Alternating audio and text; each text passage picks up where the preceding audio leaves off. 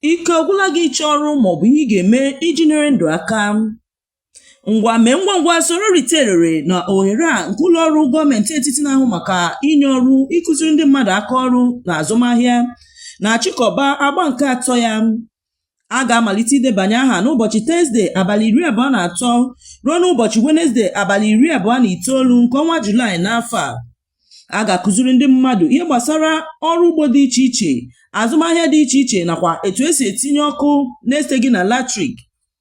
Debanye aha gị n'igwe nwa bekee site n'ipi akara www.nderegistrationportal.ng.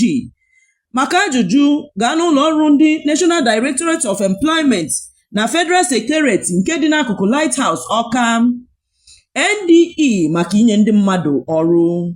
Onye binyere aka n'ọkwa bụ Pastọ Don Anaba, onye nchịkọba NDE n'Awka.